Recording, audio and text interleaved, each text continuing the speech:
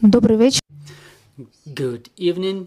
I want to thank everybody who joins us here. Ukraine Media Center Ukrinform continues its operation. It's year 9 of the war and day 281 of the heroic resistance of the Ukrainian people against Russian aggression. And now we will be having the presentation of the law of Ukraine on the implementation of and compliance with the standards of the international humanitarian law in Ukraine. I want to introduce our speaker. It's Iryna Vereshchuk, Vice Prime Minister of Ukraine, Minister for the Reintegration of temporarily occupied territories of Ukraine, and Oleksandr Bakumov, People's Deputy of Ukraine, Chairman of the Interim Special Commission for the Verkhovna Rada of Ukraine on international humanitarian and international criminal law in the conditions of armed aggression of Russian Federation against Ukraine. Good evening, everybody. Thank you, dear colleagues. Thanks for coming to discuss the issue of international humanitarian law, since the fact is the circumstances and the history awarded us the attempt to feel what international humanitarian law is in action, in effect. So as a person who was taking care of the humanitarian corridors for organization of humanitarian headquarters on exchange of prisoners of war, kidnapped and lost children, and mechanisms which were supposed to work, we've witnessed that mechanisms did not work. We have to recognize it, and it's our destiny to become the platform for the world. And I think the draft law is one of fundamentals. I think that it will become a law soon. I want to thank Oleksandr Bakumov, who headed the process, and there was a commission created in the parliamentary platform. There was a number of meetings held. We involved a number of organizations, community organizations, charity organizations, everybody and all, so that one first draft law was born. We are presenting it today. I want to thank Mr. Oleksandr. He's the expert in this field. He knows for sure what has to be done in legal field, and us politically, as the Cabinet of Ministers, as the President's team, we know for sure how important it is for the world. And in some time, it's not hollow words. We will create the agenda for the new humanitarian law, new world order. And unfortunately, or maybe fortunately for the world, we will do it pretty well, because unfortunately we know on our experience what it is when the mechanism does not work, when ICRC cannot, they are forceless, they can only observe, forcelessly observe, as it happened with the humanitarian corridors, like it happened in case of Azovstal. It was all lack of force, lack of strength, and feeling of impunity by Russia, and forcelessness on the standpoint of international humanitarian law, and absolute impunity demonstrated by Russia, and which they continue to demonstrate in our land. So I want to thank everybody who was working on it. The work was going on for weeks, for a number of weeks, and I hope that after the presentation there will be questions and we will find answers to it. I want to thank the Parliament and once again to Mr. Oleksandr for this titanic work which was done. Mr. Oleksandr, please. Thank you, dear colleagues, dear guests. Really, the issue of international humanitarian law is very important for our country and for the world as well. I'm saying the words of gratitude to Ms. Iryna, to the Ministry of Reintegration, who laid the fundamentals for this process, together with the People's Deputies, with our team. We were able to work out the draft law, which does not update the existing law, but which is another infrastructure draft law. What we're talking about here, I want to support Ms. Iryna's words. And yes, really, in Ukraine there is a period awful period when we have to look at the standards of international humanitarian law, and all the countries during the peacetime, they don't know what humanitarian law is. International humanitarian law is the law of armed conflicts, which was worked out during centuries of human history, and the last century it proceeded to approval of international conventions, a number of Hague and Geneva conventions which regulate the standards and rules of war, the standards of behavior with the prisoners of war, the rules of behavior in regard to civil population during armed conflicts, and the infringement of these standards are the war crimes, something that we're talking about on a daily basis, that every criminal, every combatant of Russian Federation who committed a war crime in Ukraine, first of all, is the infringement of rules of war. They all should be punished. The not only national law mechanisms, but international legislative mechanisms should be applied to them, which would result in their punishment. And this draft law on the application of humanitarian law in Ukraine opens for us as a nation the opportunities to understand how the standards of international law are being implemented in Ukraine. What are the sources of international humanitarian law? Because there's a multitude of questions, like by what international agreements Ukraine is bound with, because the Geneva Conventions date back to 1949, and Hague Conventions even earlier, and we not always have the connection with them because there are notes which date back to Soviet Union and other documents that we consider ourselves bound with, but there are no real legal grounds which would indicate the full compliance. But us as a state which govern ourselves with the rule of law, with the help of this law, we consider ourselves bound by international humanitarian law and conventions worked out during the last centuries and decades in Europe. We will have something to talk about today, and I will pass the mic to Ms. Iryna for presentation of the draft law. Let's see the first slide.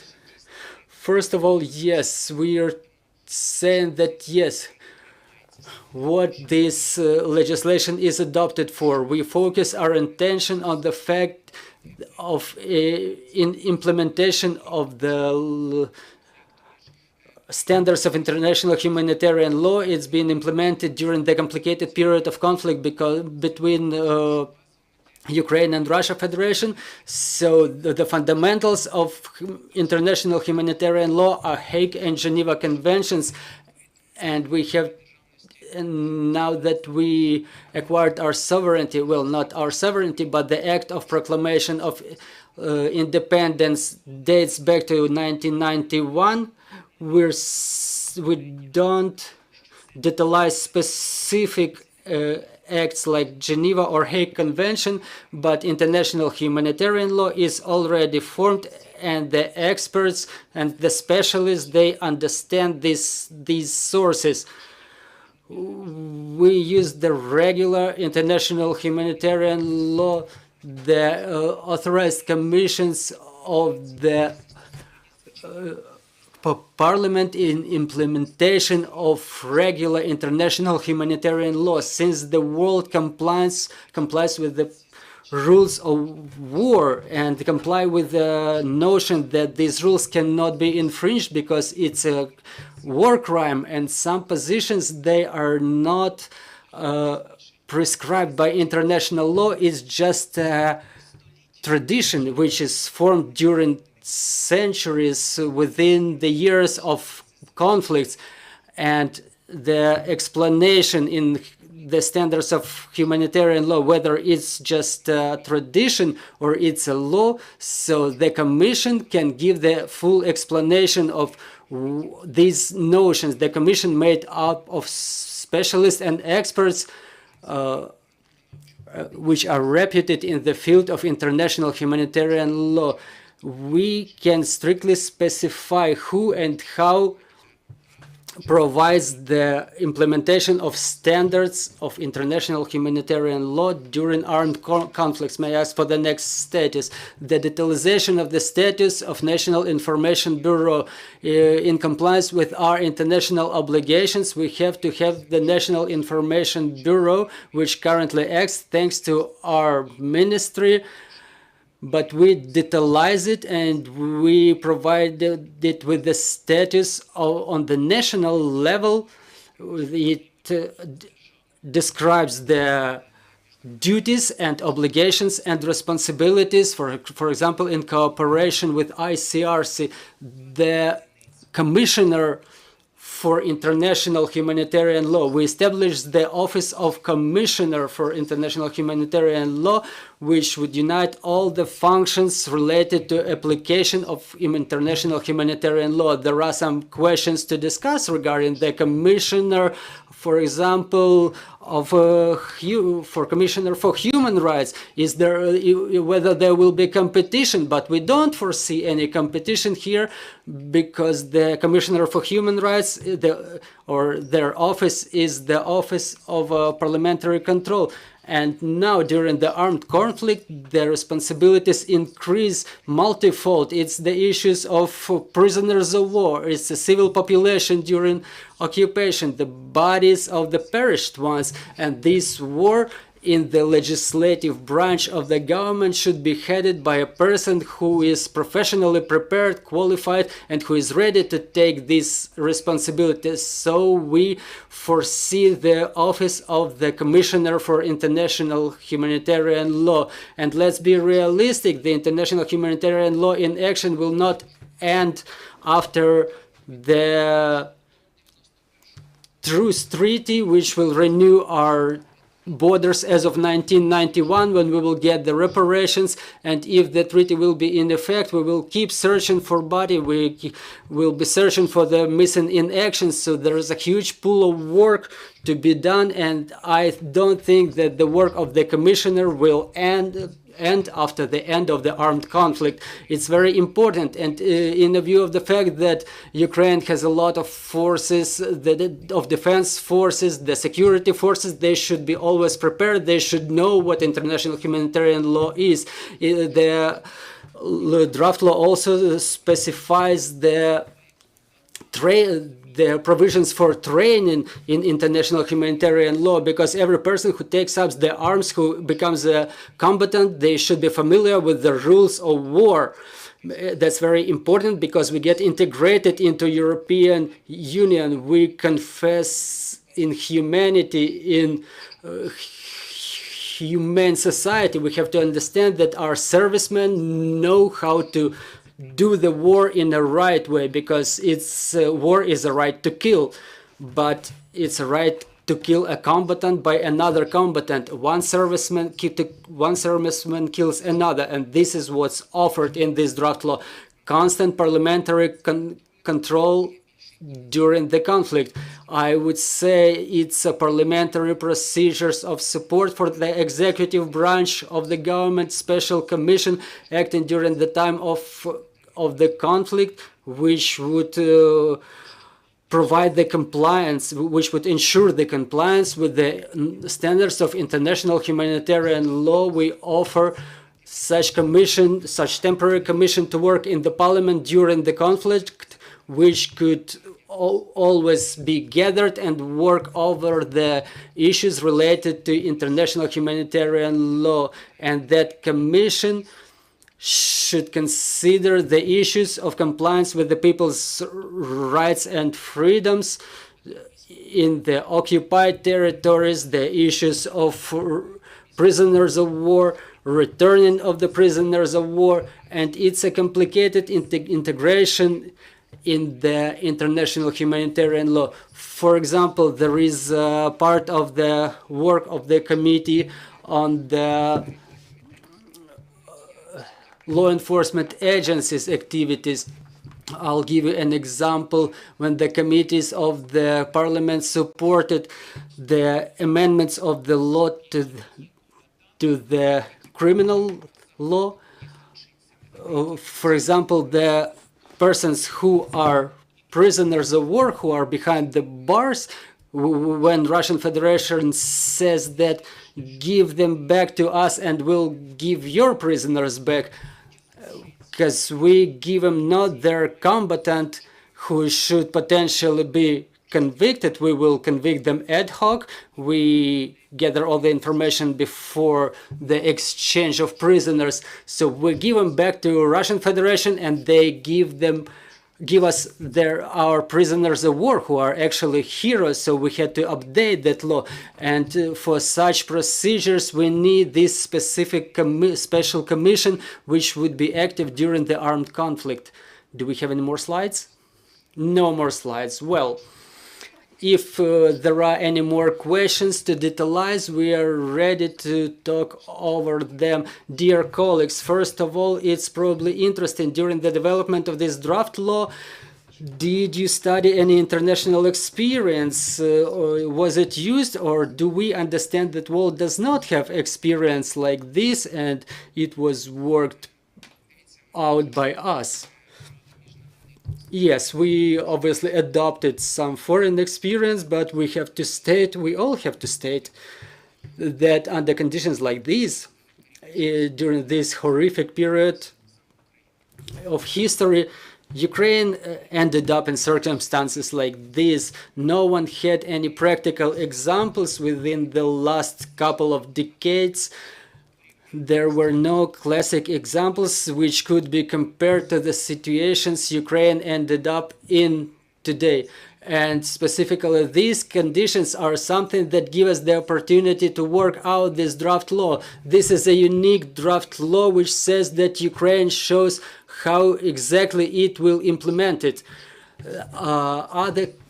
Other countries only use the international treaties, and we say that we are not only bound by international humanitarian law, but we lay the fundamentals as for our national law, which regulates the procedure of its implementation. I would like to support Ms. Iryna's rhetorics that in Ukraine now we're forming a new scientific study, new scholarship of the practice of implementation of international humanitarian law. We will witness the additional protocols.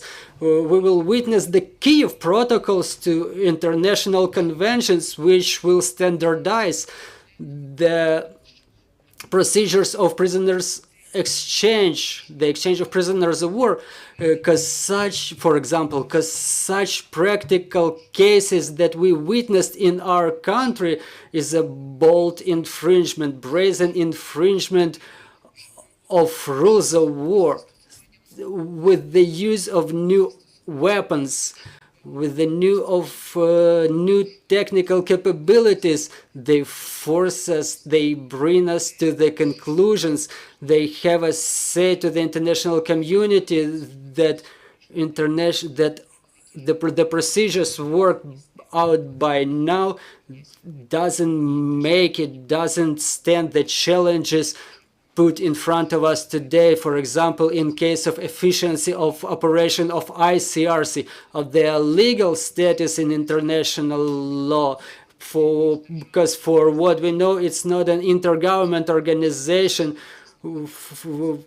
like, for example, for founding members to sit at the table and say, go on, help liberate the civil population, monitor the compliance with the humanity rules, and the world cannot do it as well. And this is why, based on every such case, we have to propose the new mechanisms, the new models, and I'm sure these mechanisms will emerge. And there are many initiatives from the President's office, so from the Parliament, for example, for the establishment of the specialized tribunal for war crimes, for aggression crimes.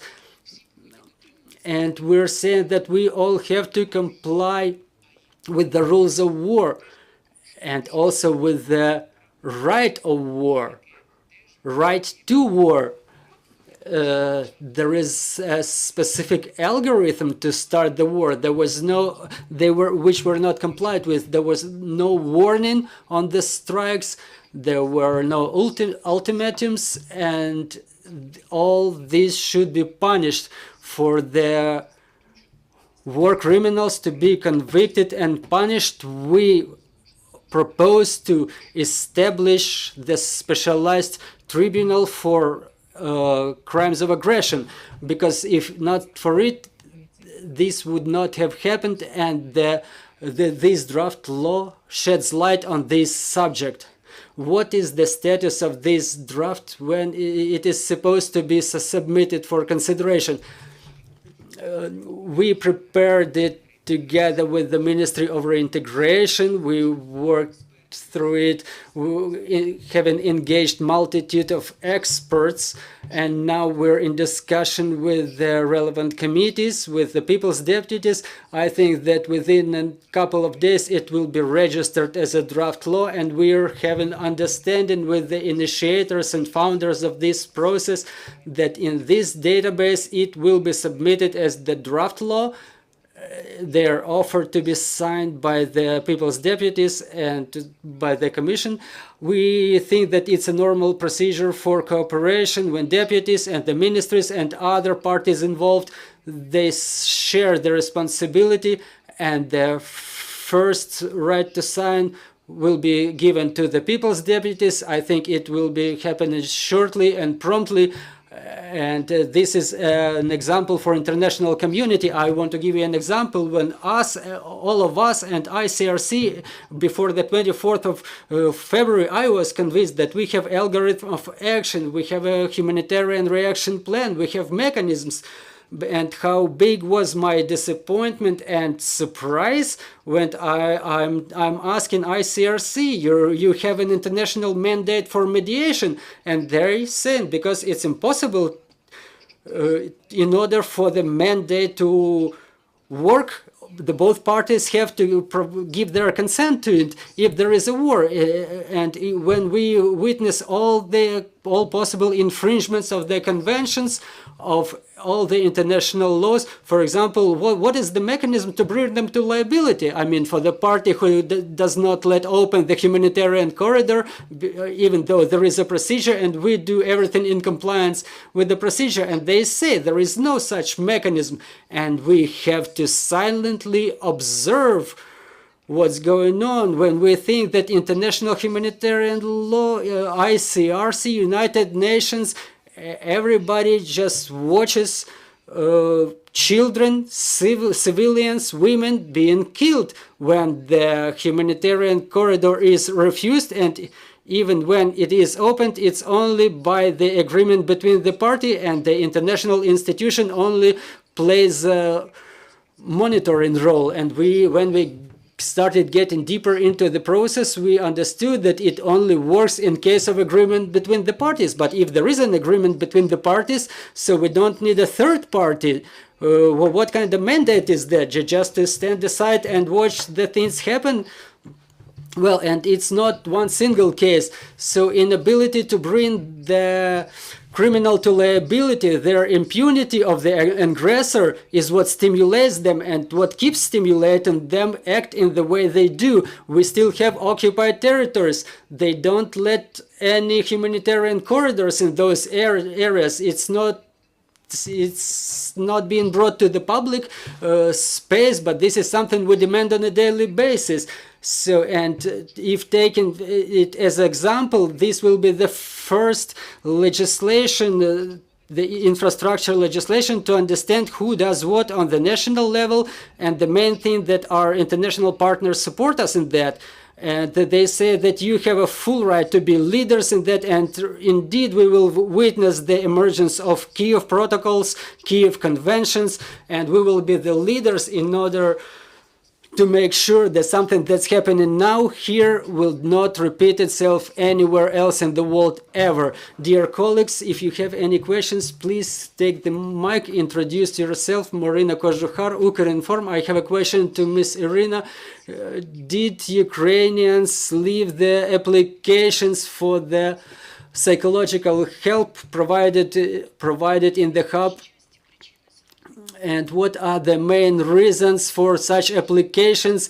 And what are the most widespread cases? The head of our national bureau, Oleksandr Smirnov, went out for the exchange of prisoners of war. We have another good news. 50 prisoners of war were returned to us, and we're responsible for the follow-up of this process. Well, Alexander would have responded to your question in a more competent manner, but yes, we have applications like those you mentioned, and we thank the First Lady who took the responsibility for this issue of psychological help, and we take our experience from Israel when they provide us, they tell us about the experience on how to work with those who suffered tortures and occupation and isolation in occupied territories, those who were prisoners of war. They have many things worked out in that field, so this process is moving. First, the people were communicating with our employees with distrust. Only 3% of those who call to the hotline, they recognize that they need psychological help, and only during the conversation, the people who were providing other information, consultation, they detected that yes, such help is necessary, and during dialogue, they were understanding that such help is needed. We have no culture to recognize it and only resort to psychological help. It always comes in a complex. For example, in case when the people go missing, they look for their missing relatives, or they don't want to recognize the results of the DNA test. So it's a complicated process. And yes, if there are any prospects, we are ready to adopt it. We're looking for new ways, and because we understand this is something to come, something we will have to do in future. Any more questions?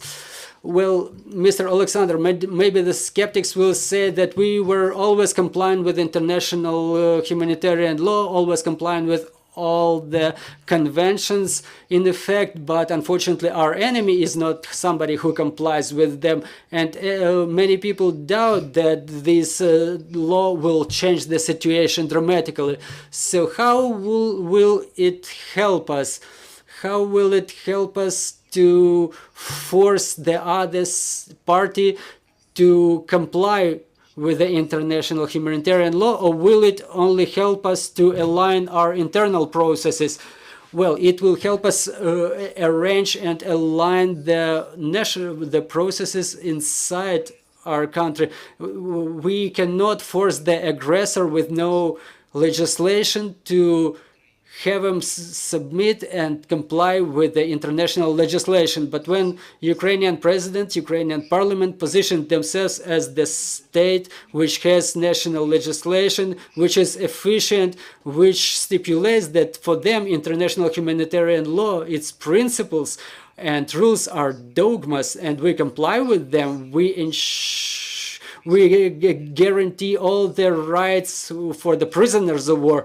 We know how our servicemen receive the knowledge on the international humanitarian law. We know that all of our servicemen, whom all the world considers as combatants, who enter into combat, they know how to act correctly in the combat in order not to infringe the standards of international humanitarian law. It makes us stronger. If it makes us stronger, the countries with the stable legislative systems like Netherlands, France, Italy, Germany, for example, the Hague, the capital of justice, they look at it and they make their conclusion how the country complies with the laws on the national level. And when we have this powerful instrument in our hands, which sets the framework for us, they make their conclusions and they understand where people really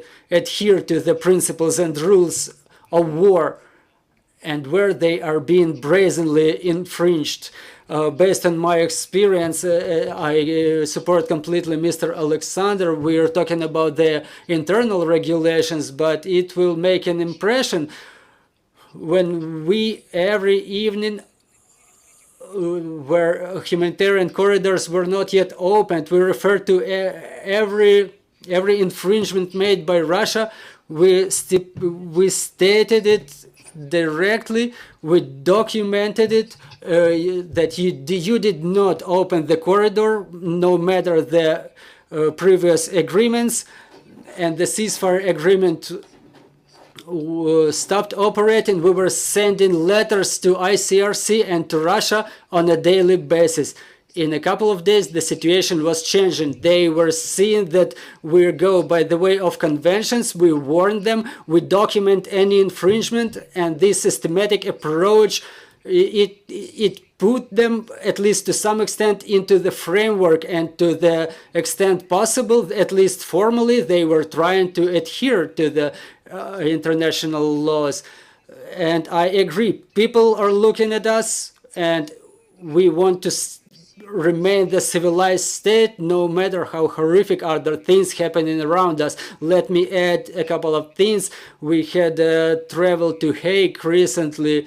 We visited International Criminal Court, and there we had a discussion with the local court of with the head of Supreme Court of the Netherlands and county courts, and we were discussing the issues with the judges of the specialized courts. And when we were talking, I was emphasizing this issue of development of the national draft law, which we want to implement, and we wanted to start to bring it into effect. And when we focused our attention on the issue of creation of specialized tribunal for crimes of aggression, it immediately resulted in their interest, and they evaluated this process very high. If a couple of months ago these discussions regarding the specialized tribunal, they were not so rapid, they were not so vivid, they were saying it's an only political resolution, political decision, the level of discussion now is quite different. They understand that to re-establish the justice, and no punishment can be possible without re-establishing the justice.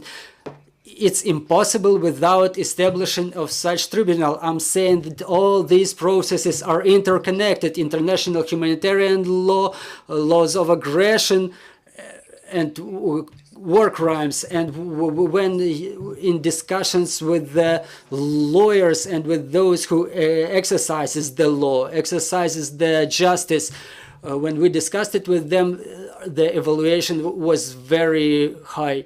Did anybody of our international partners got involved in the process of development? We were in consultations with the experts of Council of Europe who were monitoring the whole process of preparation of the draft law, and I am very grateful to them for their proposals. I'm thankful to the ambassadors of G7 for their reaction, and we received their positive comments. They understand that this law is for internal consumption, so to say, but we rely on the support of our international partners. And I only wanted to end to what Mr. Oleksandr said.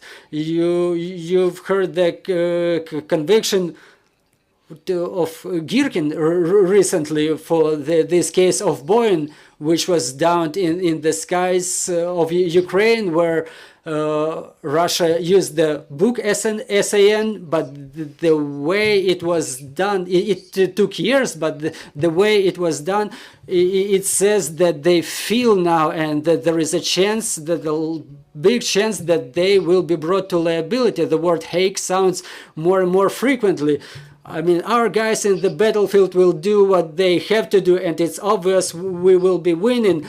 but now we have to win on a legal battlefield, and they all have to be brought to liability, the propagandists, the politicians, everybody who got involved in this catastrophe. And this law will be a good support for us. Dear colleagues, maybe you have any questions or comments, please get involved. Thank you. We have no questions in the studio. It's something new. Yeah, well, I think that people need some time to ponder over this legislation. So thank you for presentation of this draft law. I think it will be another stepping stone for building our democracy and to bring everybody to liability, everybody who should be. Thank you, dear friends. Trust in our armed forces, work for our victory, and glory to Ukraine, glory to the heroes.